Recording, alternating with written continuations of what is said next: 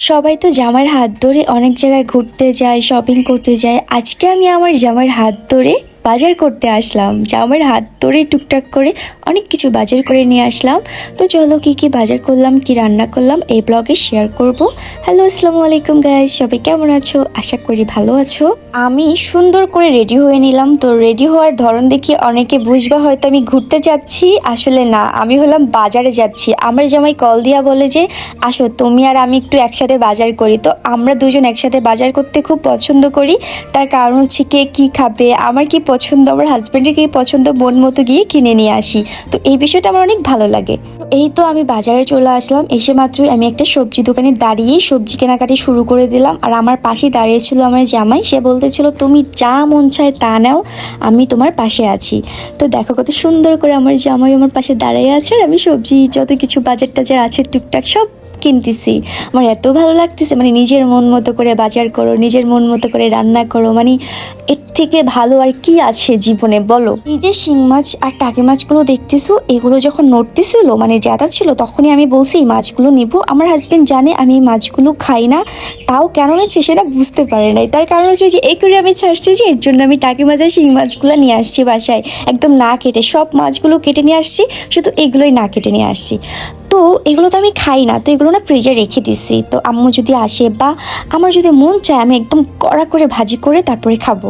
মানে আমি অনেক দিন হয়েছে খাই না, আর কেমন জানি আমার খেতে না অভুক্ত লাগে টাকি মাছ শিং মাছ এগুলা। তো যাই হোক, বাজার টাজার করে আমাকে সুন্দর করে একটা অটোতে উঠাই দিল যে যাও সুন্দর করে বাসায় চলে যাও। ওই দিকটা আমার জামাই কাজে চলে গেছে। অনেকে জিজ্ঞাসা করো যে আমার হাজব্যান্ড কি করে। আমার হাজব্যান্ড হলো বিজনেস করে, তার অনেকগুলো শপ আছে, সেগুলোই মাঝে মধ্যে দেখে বসে, এগুলোই আর কি, আলহামদুলিল্লাহ।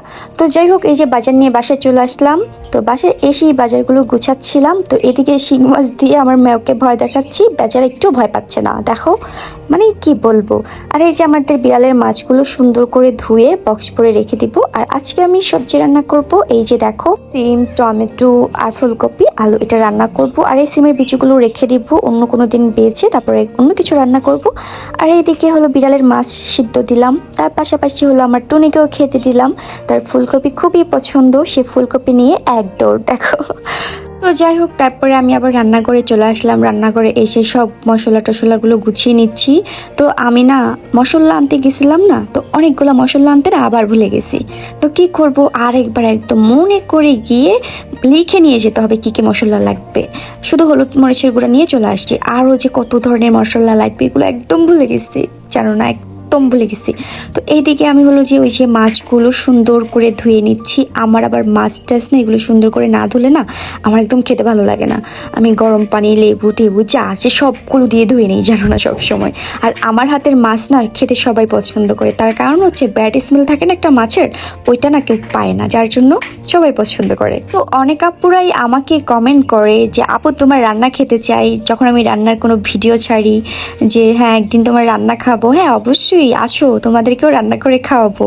আমার রান্না অত একটা মজা না, বাট আমার জামাই বলে যে তোমার রান্না ছাড়া আমার কিছুই ভালো লাগে না। আর হ্যাঁ, আমারই তো জামাই, আমার প্রশংসা করবে না তো কার প্রশংসা করবে বলো। আর আমার জামাইয়ের একটা দিক দেখছি কি জানো, আমার রান্না মজা হোক বা না হোক, লবণ বেশি হয় মাঝে মধ্যে, তরকারিতে ঝাল হয় বেশি, একদমই মজা হয় না, তাও না সে কখনো অভিযোগ করে না। সে সবসময় দেখি যে বলে অনেক মজা হয়েছে, অনেক ভালো রান্না করছো। এখন পর্যন্ত মানে বিয়ে হওয়ার এখন পর্যন্ত সে আজ পর্যন্ত কোনো খাবার নিয়ে কোনো অভিযোগ রাখে নাই। আমার এই বিষয়টা অনেক বেশি ভালো লাগে যে যা মন চায় তা রান্না করে জামাইরে খাওয়াই দিই।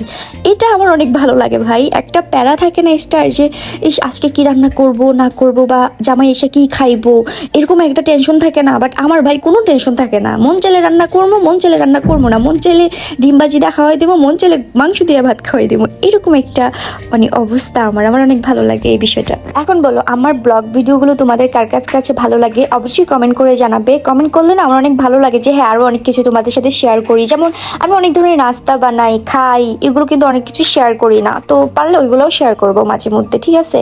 তো এদিকে দেখো আমি এতটাই অলস, আমি পাটা নামাইটা আমি এখানেই বেটে ফেলতেছি। দেখো কতটা অলস রে ভাই। এরকম অলস যদি একটা ঘরে বউ থাকে তাহলে শেষ, তার জীবন ধন্য। কিন্তু তাও যত কিছু হয়ে যাক ভাই, জামাইকে অনেক যত্ন সেবা অনেক কিছু করি, বুঝছো। আমি মেয়েটা এক সময় আসলে কিছুই পারতাম না, মানে টুকটাক কাজ ছাড়া না কিছুই পারতাম না। এখন আমি অনেক মজার মজার রান্না করতে পারি। আমার রান্নাগুলো সবাই পছন্দ করে, মানে বিশেষ করে আমার জামাই আর আমার বোন অনেক পছন্দ করে। তো তারা অনেক মজা করে খায়, তারা আমার প্রশংসা করে।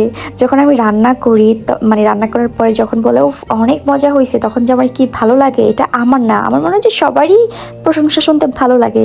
যখন কেউ রান্নার প্রশংসা করে বা যে কোনো প্রশংসা করুক, অনেক ভালোই লাগে বলো। এদিকে আমি তরকারিতে লবণ দিতে ভুলে গেছি, যে ব্যাপারটা কিছুক্ষণ আগে তোমাদের সাথে শেয়ার করছিলাম, যে মাঝে মধ্যে লবণ মরিচ এগুলো আসলে বেশি কম হয়ে যায়। তো একদমই লবণ দিই নাই জানো না, তারপরে না কেমনে কেমনে জানি মনে পড়ছে, তারপরে লবণ দিয়েছি।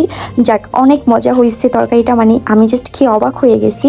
আর সবজি তরকারি আসলে সবসময় মজাই হয়। তো এখন আমি একটু করে ধনেপাতা দিয়ে দিব। আর ধনেপাতাটা আমার খুব পছন্দ, তার ঘ্রাণটা আমার বেশি পছন্দ। এই যে দেখো তরকারিটা কত সুন্দর হয়েছে না? আমার তো এখন আবার খেতে মন চাচ্ছে।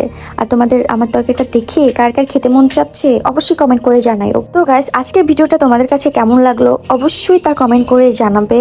আর যদি কমেন্ট লাইক না করো তাহলে একদমই মন চায় না ভিডিও করতে। তার কারণ হচ্ছে এমনি অলস, তার মধ্যে যদি আবার লাইক কমেন্ট না করো তাহলে একদমই ভালো লাগে না। তো যাই হোক, সবাই ভালো থাকবে। আল্লাহ হাফেজ।